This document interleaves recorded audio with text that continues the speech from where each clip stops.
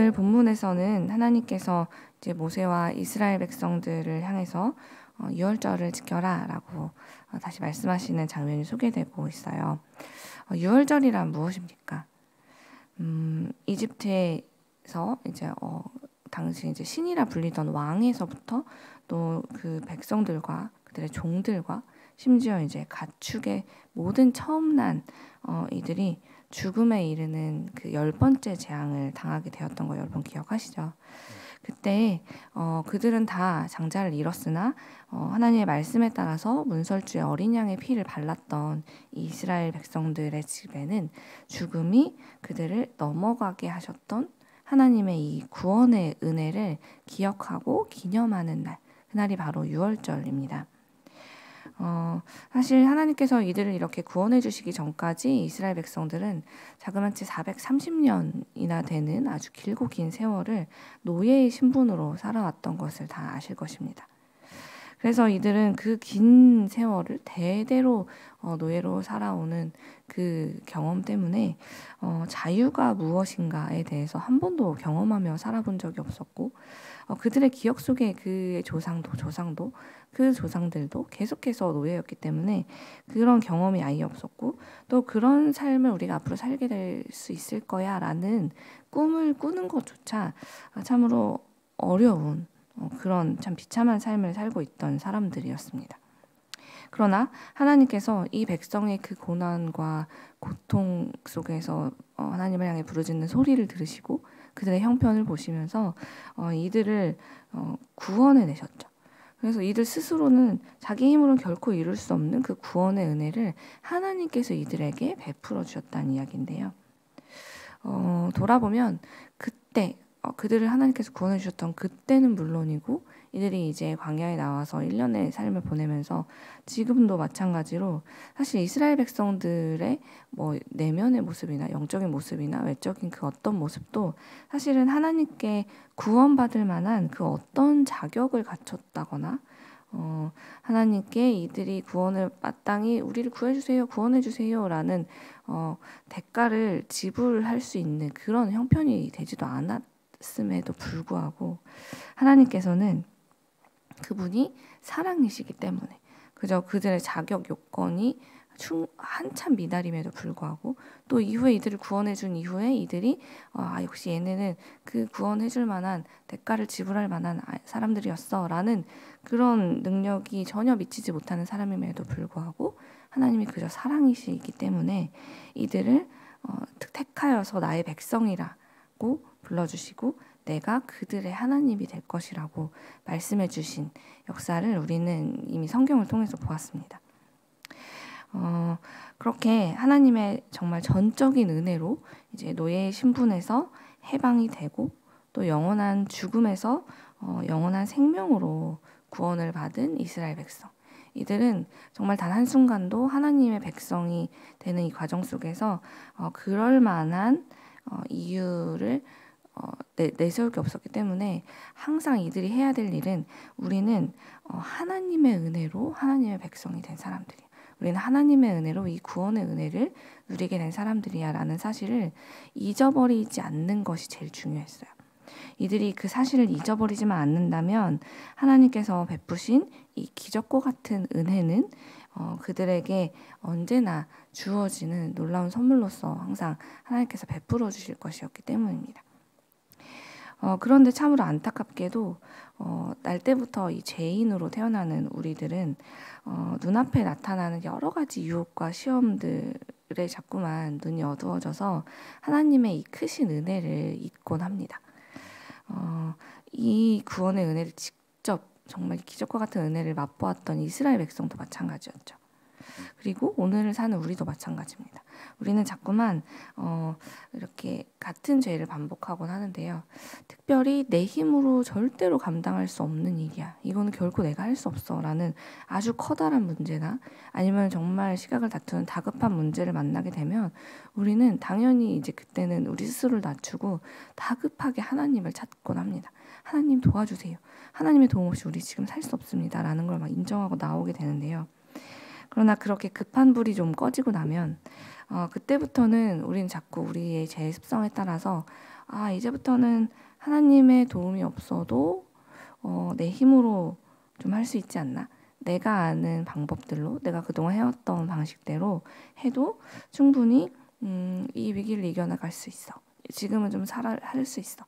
굳이 새벽 이른 그 시간에 주님 앞에 나아가지 않아도, 밤 늦은 시간에 하나님께 기도하지 않아도, 바쁜 이 일상 속에서 굳이 깊이 말씀을 묵상하고 주님을 찾지 않아도 오늘을 살 수 있어라는 죄의 습성들이 우리 안에서 자꾸만 튀어나온다는 것이죠. 물에서 건져냈더니 보따리 내놓으시오라고 말하는 격으로 우리는 이미 우리를 영원한 죽음으로부터 구해 주신 우리 사랑의 하나님께 그 구원해 주신 그 은혜, 우리를 살려 주신 이 은혜가 얼마나 큰지를 너무나 쉽게 잊어버린 채로 왜 하나님 내가 기도한 이 제목에 대해서 응답해 주지 않으십니까? 라고 하나님 정말 사랑의 하나님이 맞으십니까? 우리 곁에서 늘 도우시는 그분이 맞으십니까? 라고 자꾸 보따리를 내놓으라고 한다는 것이죠. 이스라엘 백성도 마찬가지였어요. 하나님, 이러실 거면 우리를 왜 구해내셨어요? 우리 차라리 애굽에 살 때가 더 좋았어요. 라고 망언을 이후로 계속 쏟아냈던 것을 우리가 잘 알고 있는 것처럼 말이죠.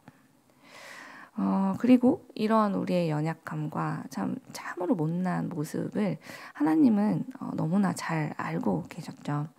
그렇기 때문에 하나님의 사랑하는 이스라엘 백성, 오늘날에는 우리 예수 그리스도를 믿는 우리들이 자꾸만 반복되는 이러한 죄로 인해서 하나님과 정말 순식간에 멀어지는 그런 결과, 영원한 생명에서 자꾸 멀어지는 그런 일들이 생겨나지 않도록 법을 제정해 주시는데 바로 그것이 유월절을 지키라는 것이었습니다. 우리가 하나님께로부터 어떤 은혜를 받은 사람들인지를 잊지 않도록 하나님께서는 우리가 유월절을 기억하여 지킬 때마다 그 사랑을 기억하고 되새기고 그 은혜를 깨닫고 누릴 수 있도록 이 유월절을 지키게 하신 거죠. 그래야만 이 어리석은 백성들을 죽음이 그들을 넘어 그들을 살려낼 수 있다는 것, 그들을 구원해낼 수 있다는 것을 하나님이 가장 잘 아셨기 때문입니다. 오늘 본문에서도 그랬지만 우리가 성경을 묵상하다 보면 공통적으로 계속 발견하게 되는 점이 있는데요. 그것은 바로 우리 하나님의 관심이 언제나 그리고 어디서나 어떤 시대에서나 그분의 관심은 온통 우리들, 하나님의 백성인 우리를 구하고 살리는 데만 초점이 맞춰져 있다는 것입니다. 구약시대에도 그랬고 신약시대에도 그렇고 또 오늘 우리가 살고 있는 2025년에도 하나님은 항상 그 죄의 길로만 나아가는 우리들을 구원해서 영원한 하나님의 나라로 영원한 생명의 길로 인도하는 그 모든 일에 자기의 모든 것을 다 내어주고 또 내어주는 분이라는 것을 우리는 성경을 열어볼 때마다 말씀을 들을 때마다 발견할 수 있습니다. 만약 하나님께서 굉장히 권위적인 분이시고 적당한 온정을 그냥 선행을 베푸는 차원에서 베푸시는 분이었다면 우리는 오늘 본문에서 읽었던 이 6절과 7절에서 발견한 이 상황들, 즉 여러 가지 사정으로 인해서 부정한 상태가 되어서 혹은 그때 이 진중에 도착하지 못해서 유월절을 지키지 못한 백성들이 있는데 이들은 어떻게 할까요? 라는 질문이 백성들 사이에서 나왔을 때 하나님이 만약에 권위적이고 그냥 적당히 사랑을 베푸는 분이셨다면 아마 이렇게 말씀하셨을 거예요. 내가 유월절을 지키라고 이미 방법도 날도 다 알려줬는데 너희가 안 지켜놓고 도대체 나보고 어디까지 봐달라고 하는 거니? 못 지킨 거는 너희의 사장이지 내 잘못이 아니잖아 라고 말씀하셨을 거예요. 하지만 인격적이시고 사랑이 한이 없으신 우리 하나님은 절대 그렇게 대답하시지 않으시죠. 하나님께서 유월절을 지키라고 하신 이유, 그 이유는 부족하고 연약함 투성이인 우리들이 우리 하나님을 잊지 않고 의지하고 살아가면서 내가 어떤 구원을 받은 사람인가 그것을 잃어버리지 않게 하려고 유월절을 지키라고 하셨다고 말씀드렸잖아요. 그렇기 때문에 하나님께서는 지금 오늘 말씀 속에 등장했던 피치 못할 사정으로 유월절을 지킬 수 없었던 이 백성들에게 그건 네 잘못이지 내가 그것까지 봐줘야 돼? 라고 말씀하지 않으시고 그래 그런 상황 때문에 너희가 유월절을 지키지 못했다면 그 다음 달에 유월절을 지켜라 라고 대안을 마련해 주시는 것이죠. 이것만 봐도 하나님께서는 무슨 시험을 치르듯이 내가 정해놓은 형식이 절대 어긋나면 안 돼. 내가 정해놓은 그 답에서 비켜가면 안 돼. 라는 의미에서 이들을 테스트하기 위해 유월절을 주신 게 아니라 그렇게 유월절을 잘 지키는 우등생을 선발하려고 이 유월절을 지키라는 말씀을 주신 것이 아니라 한 명이라도 더 하나님이 베푸신 구원의 은혜에 참여하도록, 그래서 그 누구라도 하나님의 사랑의 날개의 그늘 아래서 거하며 살아갈 수 있도록 유월절을 지키라 라고 말씀하셨다는 것을 우리는 오늘 말씀을 통해서 깨닫게 됩니다. 그래서 주님은 어쩔 수 없는 사정으로 유월절을 지키지 못한 사람들에게도 칼같이 너는 안 돼, 너는 구원에서 제외될 사람이야 라고 말씀하지 않으시고 그 한 명의 사정까지도 헤아려 가면서 다음 달 유월절을 지켜서 너희도 나의 사랑 안에 거해라. 그렇게 그 누구도 단 한 명도 나의 은혜 가운데서 나의 구원과 이 사랑 가운데서 제외되는 이가 없이 모두 이 은혜를 누려라 라고 이 백성들을 초청하고 계시는 그분의 크신 사랑을 오늘 말씀에서 우리가 발견하고 있다는 것이죠. 그러므로 사랑하는 여러분, 하나님은 오늘 이 말씀을 읽고 있는 우리들에게도 동일한 사랑을 베푸시는 좋으신 하나님이심을 우리가 오늘 믿으면서 하루를 시작했으면 좋겠습니다.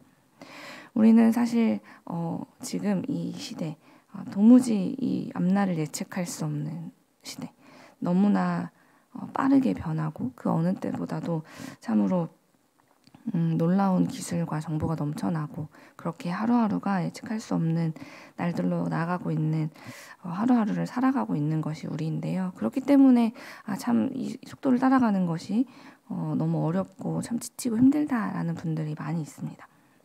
그래서 그렇게 바쁘게 힘들게 살다 보니 우리에게 있어서 가장 중요한 삶의 목적, 우리 하나님을 잊고 살아갈 때가 참 많이 있죠. 그런데 하나님께서는 오늘 말씀을 통해서 아주 분명하게 이야기하고 계십니다. 오늘 우리가 지금 이때에 붙잡아야 할 분이 누구인가 라고 말이죠.